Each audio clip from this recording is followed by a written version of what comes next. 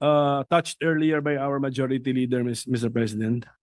This is the issue of whether the impeachment complaint transmitted by the House of Representatives to the Senate last February 5, 2025 can cross over to the Senate of the 20th Congress. Well, Mr. President and my dear colleagues, doubts have been publicly expressed by certain personalities whether the trial of the impeachment complaint against the Vice President can continue or cross over into the 20th Congress. I wish to share and put on the record some of my thoughts on this particular issue.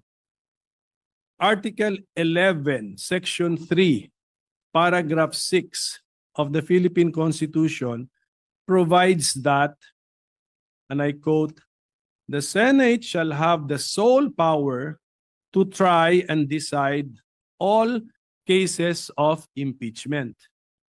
Hence, this provision makes the Senate not just an impeachment court, but the impeachment court. An impeachment proceeding is sui generis, that is, unique or a class of its own.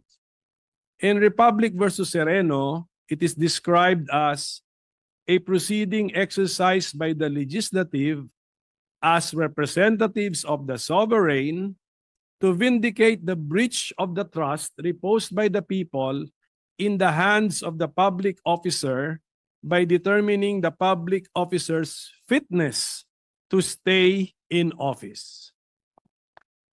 While the form, procedure, and substantive arguments in impeachments remind us of a court trial, it also has the characteristics of a political process.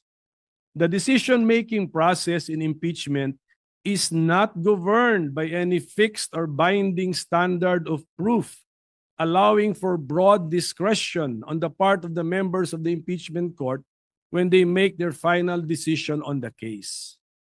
The decision makers or the members of the impeachment court can use any standard of proof they want, and this choice will not be subject to any review by any court except the court of public opinion, which is not technically a court. This fact gives the impeachment proceedings its political character. Hence, to better understand these sui generis impeachment proceedings, we need to look for analogies using well-known principles and practices in other systems which are applicable to impeachment proceedings.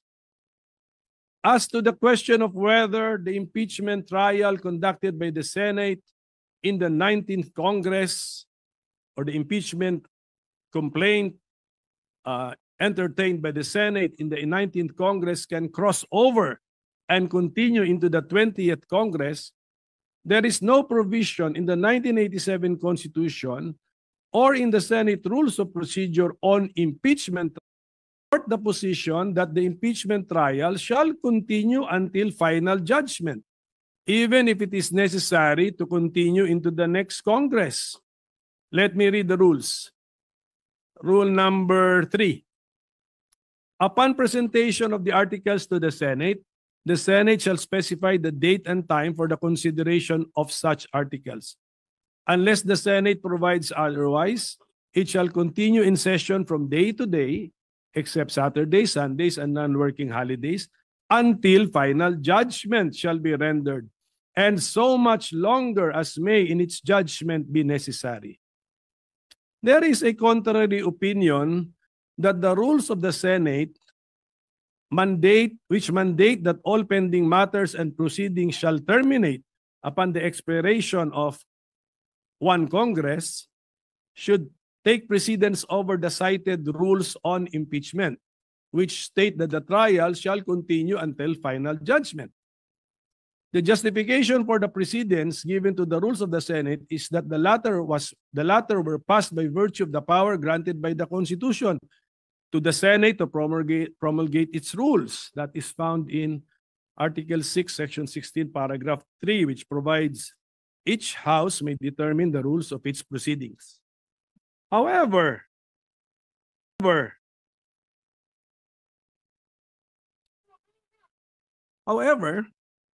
the Senate rules on impeachment were also passed by virtue of the power granted by the same Constitution to the Senate to promulgate its rules on impeachment. So let us all look at Article 11, Section 3, Paragraph 8, which provides the Congress shall promulgate its rules on impeachment to effectively carry out the purpose of this section.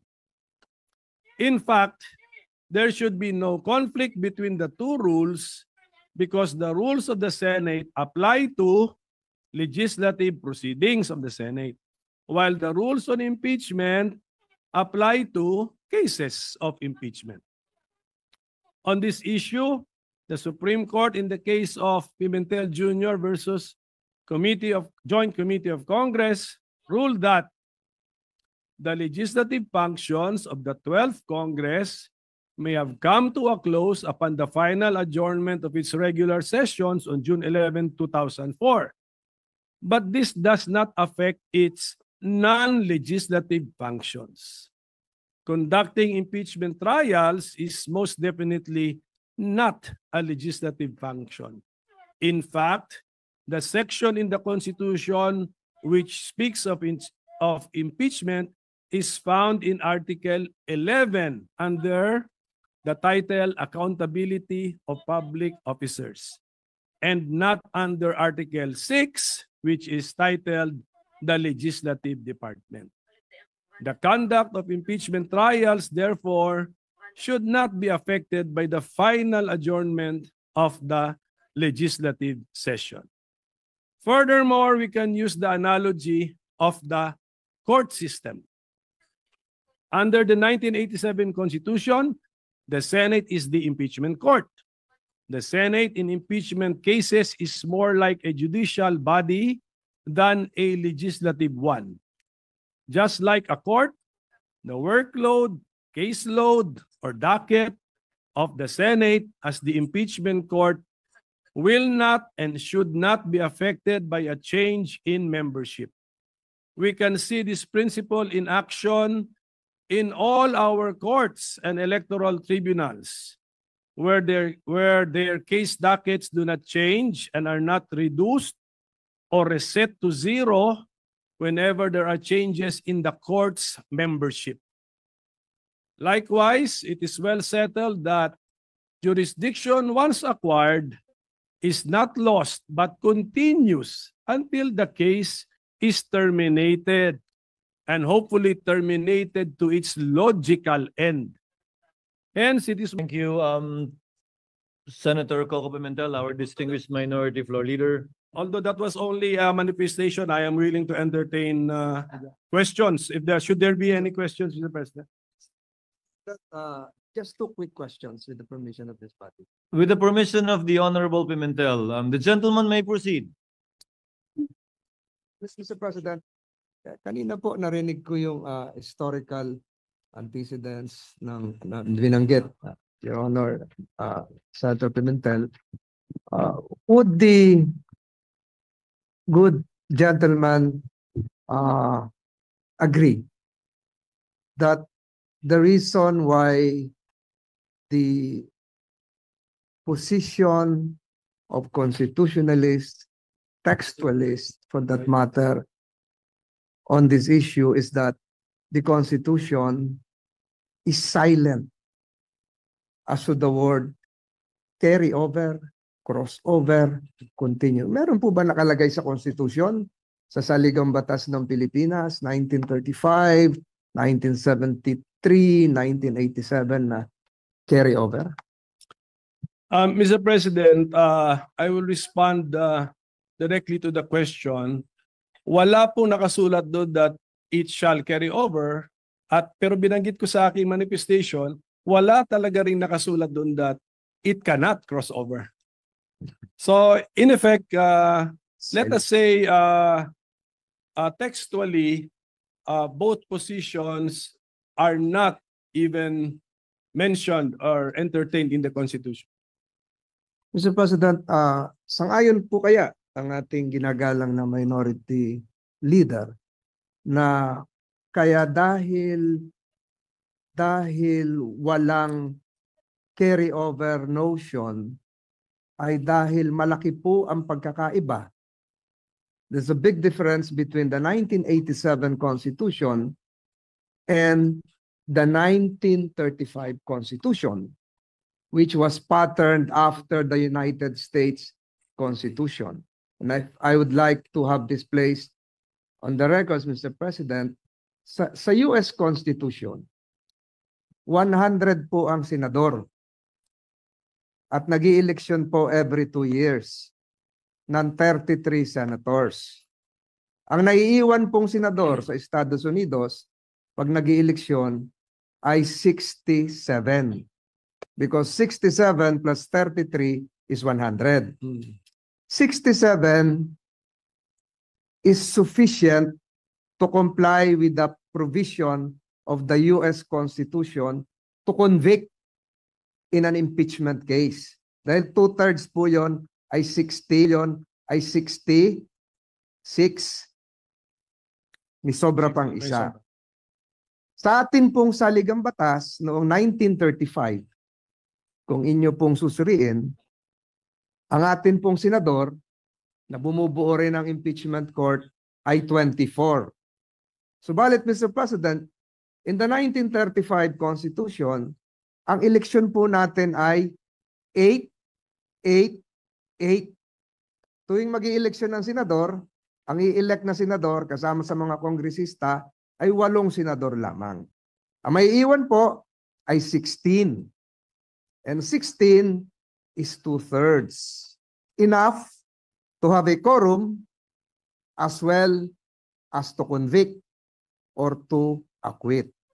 In our present constitutional scheme, 1987 Constitution, we also have 24 senators, but we conduct elections every 3 years for 12 senators.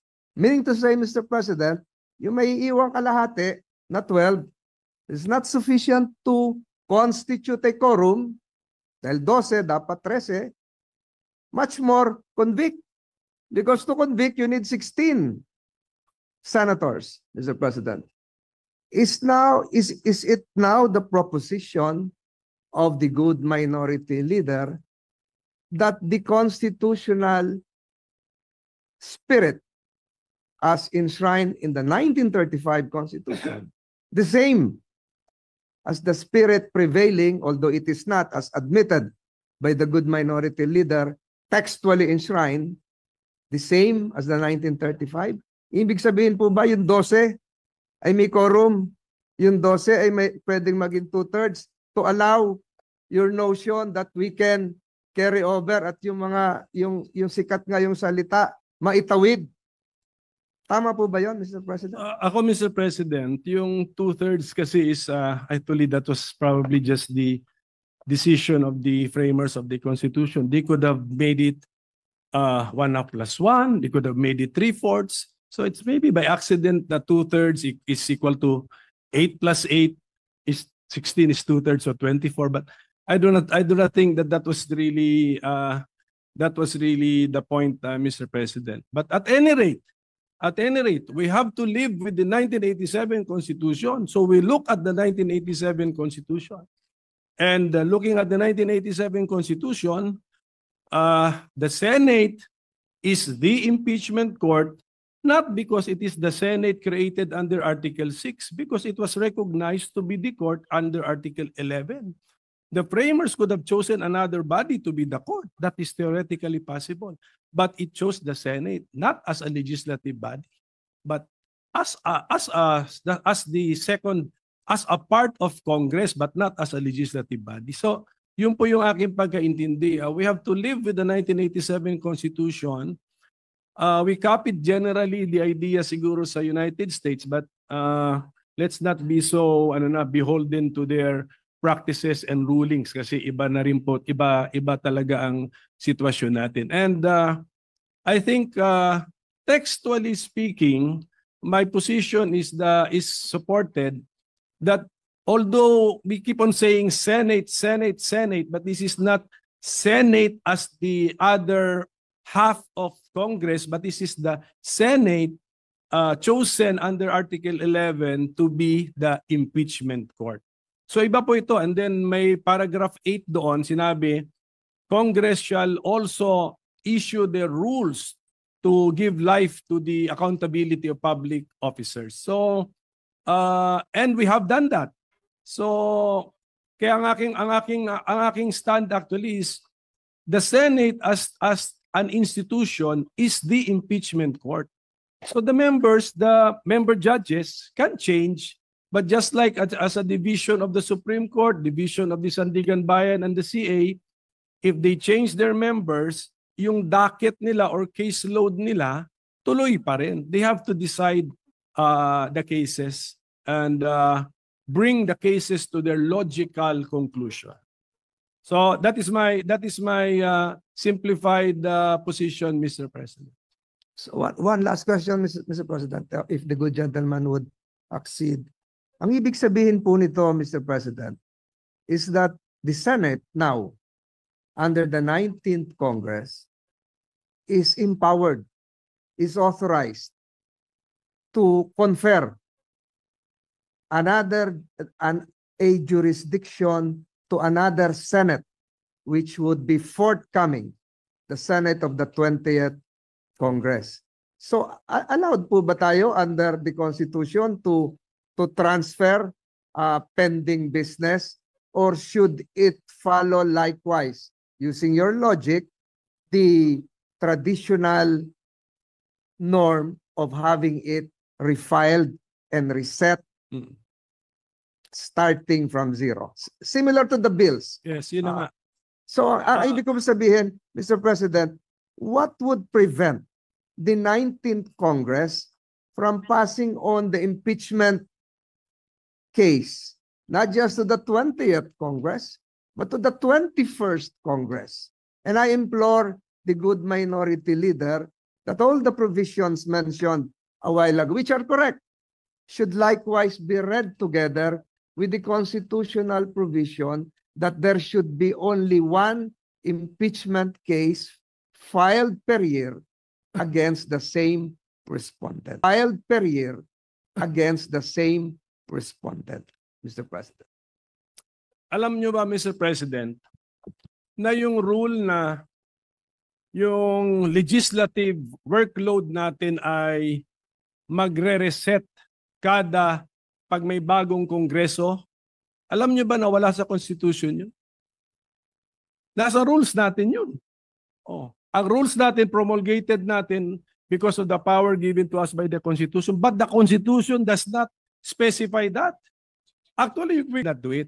So policy lang po yun na reset natin as far as legislative workload is concerned. Pagdating naman sa impeachment judicial workload of the Senate as an impeachment court, I propose, or I give the interpretation that the caseload remains.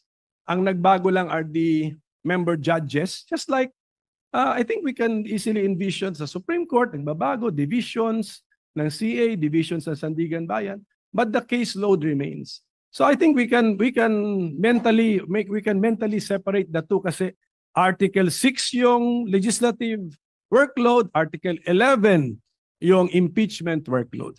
So that would be my response, Mr. President. But Mr. President, would not that prevent the other part of the two-step process? Two-step process, because filed by the lower house, prosecutors, received by the Senate, the trial jurors, the trial judges, would not that prevent the other part of the two-leg process from initiating another complaint, because there is now a case pending which you say should be continuing? If the majority leader will allow me not to respond, but yes, because his question is very loaded and provides the hint of what can happen in the future. Mr. President, I've taken too much time of this body. I would relish interpolating the good minority leader even for 5 hours on this topic alone. But again, Mr. President, siguro mahabang-mahaba na po ito. I stick again to my previous manifestation that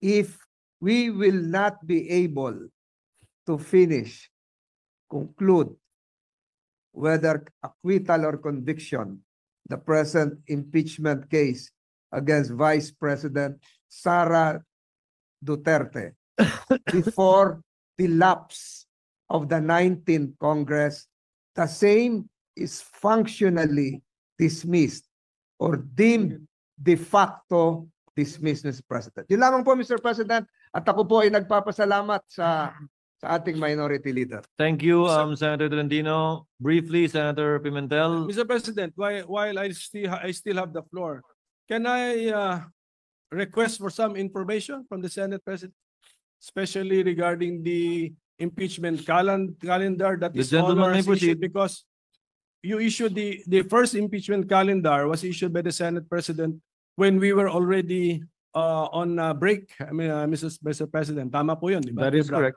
So, Mr. President, may we know when His Honor issued the first legislative calendar, impeachment calendar, which fixed June 2 as the time for receiving the House prosecutors, may we know the basis of the authority of the Senate President when he issued the first impeachment calendar, Mr. President? Article 1 of the impeachment rules, which says that the Senate President can set the date for the presentation of the articles of impeachment. Mention was made specifically of the Senate President.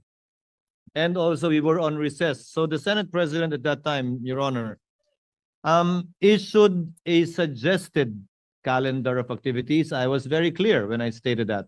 Subject to plenary approval when we resume, because you were already on recess at that time. The second notice sent by this representation was made also while we were on recess. And I also stated that it was subject to plenary approval and or reversal, as the case may be, given the load that we need to take up after the LEDAC meeting.